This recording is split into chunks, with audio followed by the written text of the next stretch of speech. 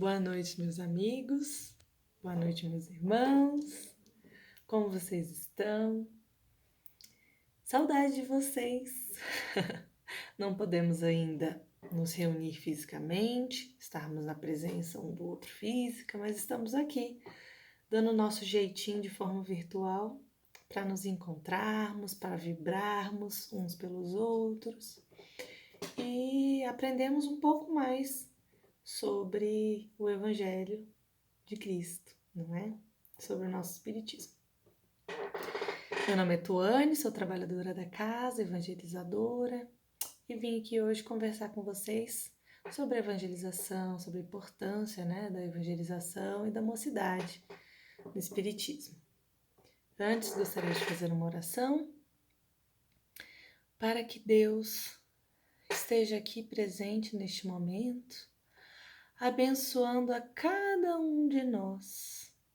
Que os mensageiros de luz estejam visitando cada casa de cada trabalhador, de cada frequentador, de cada pessoa que esteja aqui assistindo essa palestra, essa conversa neste momento.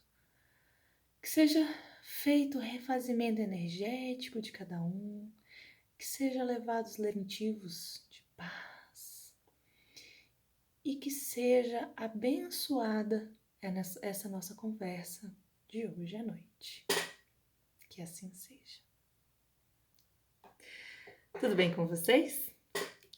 Como eu disse, eu fui convidada para conversar com vocês sobre a evangelização infantil e a mocidade, A importância da educação, do ensinamento, de Jesus Cristo nessa fase.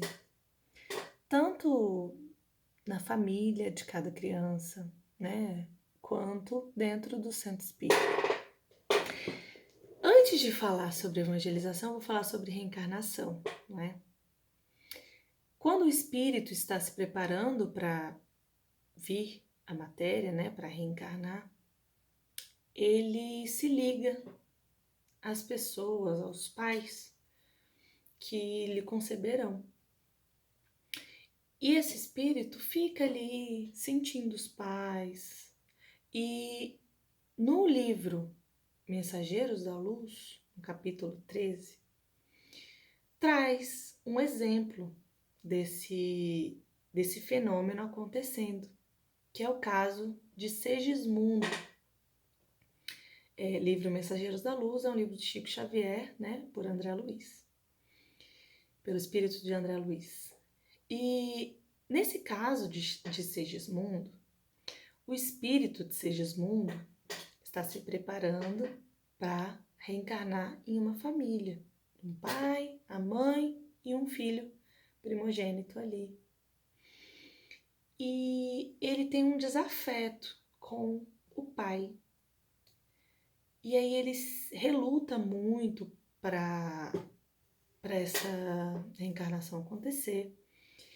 E os espíritos de luz, os mentores, vão trabalhando ali numa evangelização da família, impulsionada até pelo primogênito, Ele tinha 3 anos e a espiritualidade tocou essa criança para que fosse ali transformado a energia dos pais, a energia daquela família, para que Segismundo aceitasse aquela família, se encorajasse e reencarnasse naquela família, já que era seu plano reencarnatório este.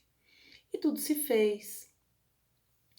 E lá também mostra que Segismundo, a partir do momento da concepção, já se liga àquelas moléculas mesmo, materiais. O espírito já começa a sua ligação naquelas moléculas materiais. Isso é muito interessante. Até porque a evangelização, ela precisa acontecer antes de uma criança vir ao mundo terreno.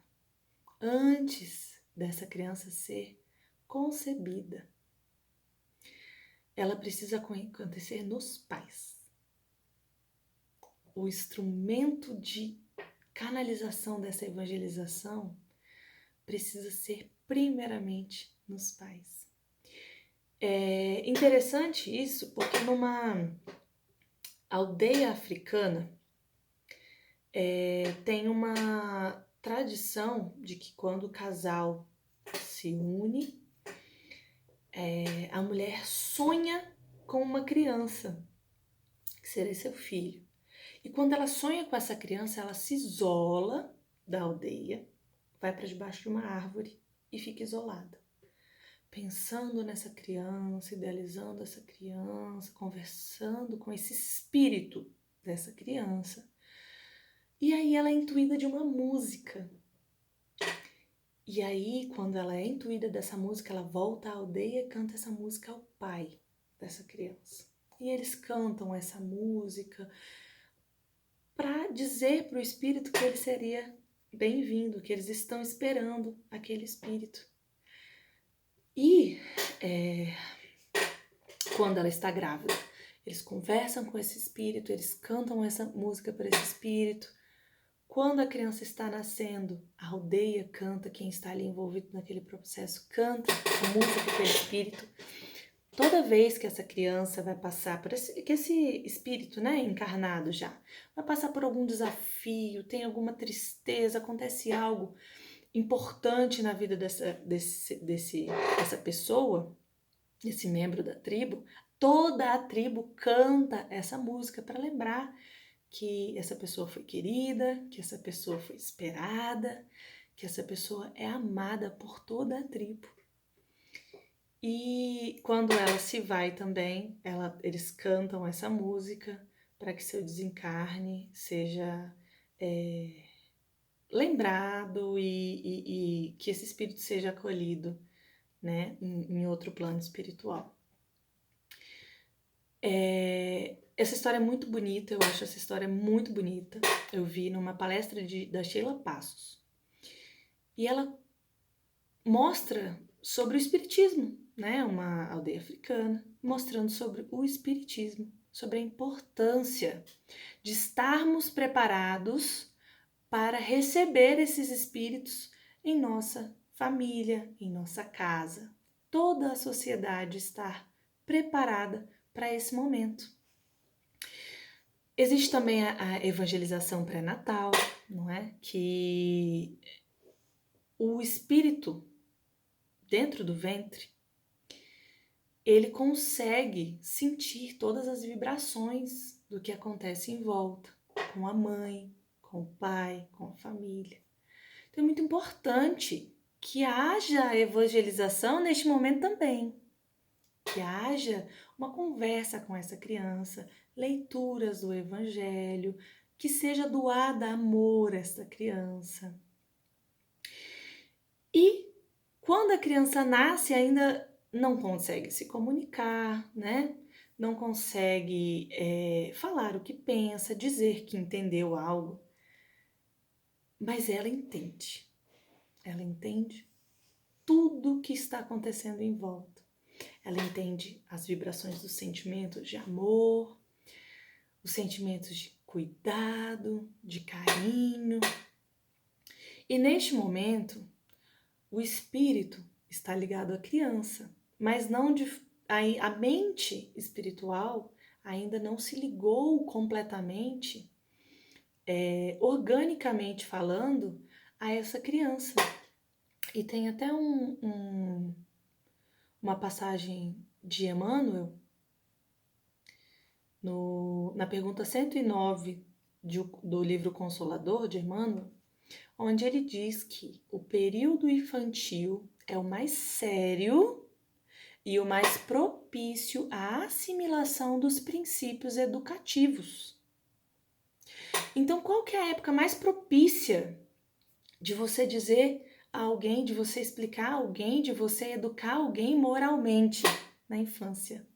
Mesmo que pareça que não, mesmo que a criança não consiga te explicar o que você acabou de falar, mesmo que você não entenda, a criança não entenda isso racionalmente. O espírito não tem essas amarras orgânicas, né, neurológicas que precisam. o espírito está ali, pronto para receber todo esse amor, todo esse ensinamento que a família tem a dar, que o centro espírita tem a dar a esse espírito ali, tão pequeno ainda, mas com tanta consciência. O espírito não, né? A criança tão pequena ainda, mas com tanta consciência espiritual, porque, como nós sabemos, a criança é uma criança na matéria. O espírito não é um espírito infantil, não é uma criança espiritual, uma criança material. E aí ele diz mais: até os 7 anos, o espírito ainda se encontra em fase de adaptação para a nova existência que lhe compete no mundo. Então ele está em fase de adaptação, ele vai entender ainda como a sociedade funciona, como ele deve se comportar, quais são as coisas aceitáveis, né? O que a sociedade aceita. E os pais ali imprimem tudo o que essa criança vai saber sobre moral. E isso é delicado, né, de falar, porque isso é muito sério, isso é muito forte. Mostra a responsabilidade que os pais, que os tios, que os avós, de quem convive com essa criança tem na formação moral dessa criança. Como esse ser humano vai ser quando adulto? Muito disso é ditado na infância. E como eu disse, às vezes até antes, no pré-natal, no ventre, essa criança já vai ter muita informação, né? De sentimentos, de moral, de como reagir às situações. E aqui continuando, Emmanuel, nessa idade ainda não existe uma integração perfeita entre ele, o espírito, e a matéria orgânica. Suas recordações do plano espiritual são, por isso, mais vivas, tornando-se mais suscetível de renovar o caráter e estabelecer novo caminho na consolidação dos princípios de responsabilidade. Olha que interessante. Então ele está mais suscetível de renovar o caráter e estabelecer novo caminho. Olha que importante que é isso. Eu acho bem importante. Na infância, então, as crianças que nós temos dentro de casa, dentro do centro espírita, são o nosso futuro, né? O que nós estamos imprimindo nesse futuro? E agora fazendo um link com a situação de pandemia que nós estamos vivendo agora, neste momento, né? Do coronavírus. O que nós estamos passando para essas crianças dentro de casa? Estamos passando uma forma de ver resiliente, de amor, de caridade, né? Porque agora é um momento que muitas pessoas estão precisando, né? De calma, ou não, ou de forma contrária, né? De forma truculenta, nervoso, falando coisas que não deveríamos falar. Como estamos passando para essas crianças sobre o momento que estamos vivendo agora? Agora é a hora de evangelizar. É agora que eles vão entender como eles devem reagir moralmente a essas situações tão sérias, essas situações tão delicadas, porque eles passaram por várias situações delicadas na vida deles. Como nós estamos os educando para isso? A evangelização no centro é extremamente importante, extremamente, porque uma criança que frequenta uma instituição religiosa, o centro espírita, né? No caso da nossa religião, e aprende sobre Deus ali, aprende a frequentar um centro de forma assídua, né? Onde o centro é o compromisso mais importante dessa criança, é mais importante do que ir para outro lugar, do que um outro compromisso. É nessa idade também que a gente vai ensinar eles Qual é o compromisso mais importante que a gente tem? Né?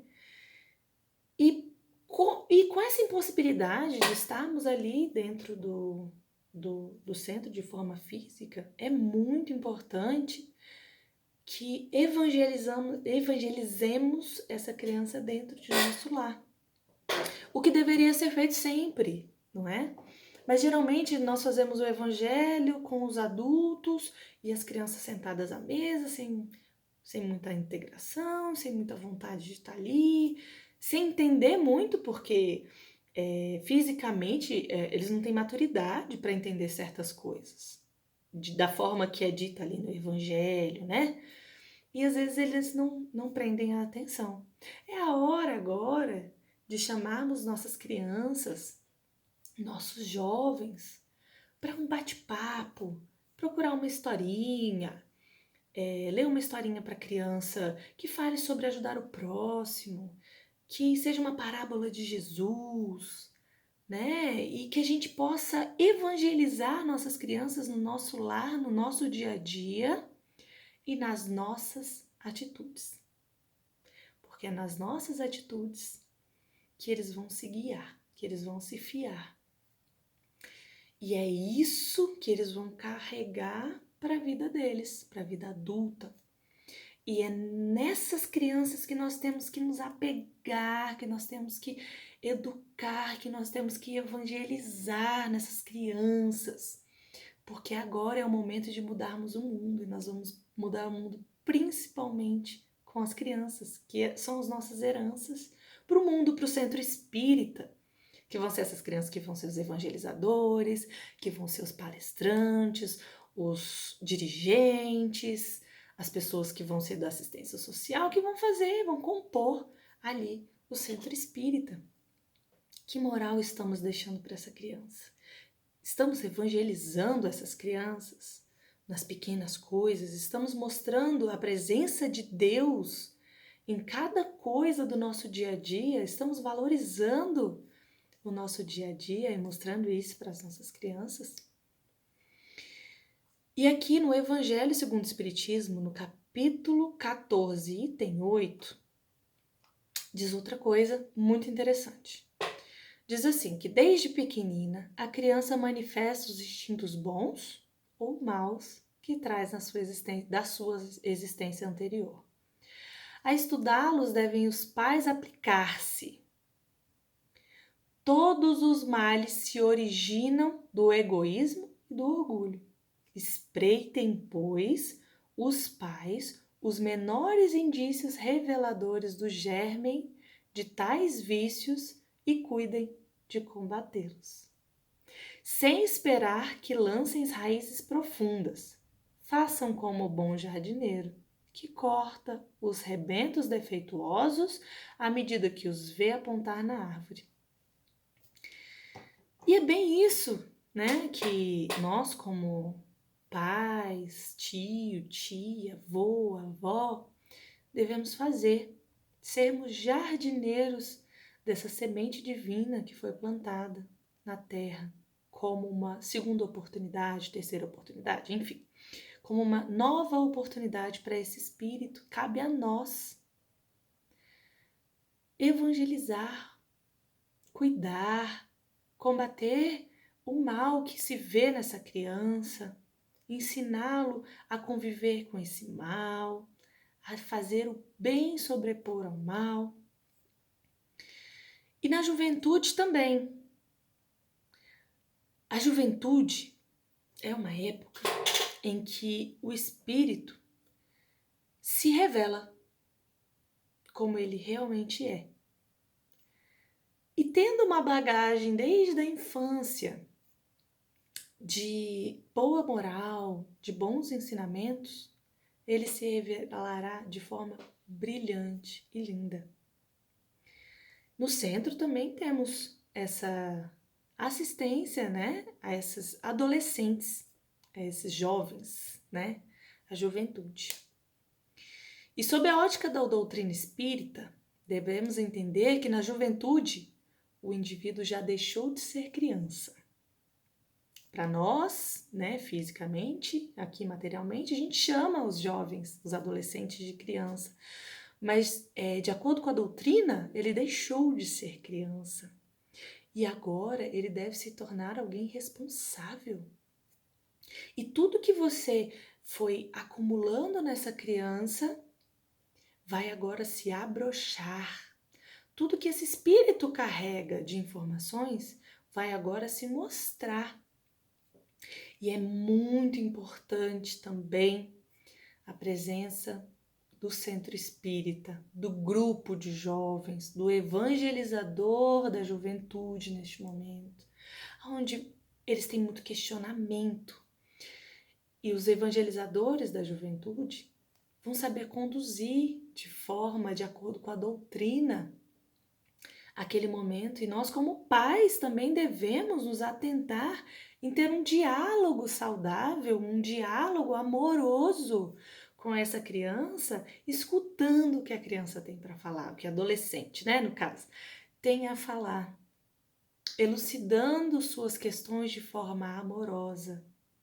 Porque agora o amor, com aquele ensinamento todo da infância, é que vai dar a liga para ter um excelente cidadão de bem, que pode errar, sim, mas que vai ter consciência do erro, vai ter consciência de que fez errado para se mudar, para mudar suas atitudes, uma pessoa com autoconhecimento melhor, um conhecimento de toda uma sociedade, da lei de sociedade, e que vai ser uma pessoa consciente e uma pessoa transformadora para o nosso mundo, né? Que agora caminha para uma transformação muito grande. E o evangelizador tem um papel assim super fundamental também, não só os pais, né? Que é o de ir plantando as sementinhas no coração dessa criança, desse adolescente, desse jovem. E os pais em casa vão regar essa sementinha junto com a criança. A gente planta, Jesus dá a sementinha pra gente, pros pais, pros evangelizadores, a gente planta no coração dessa criança.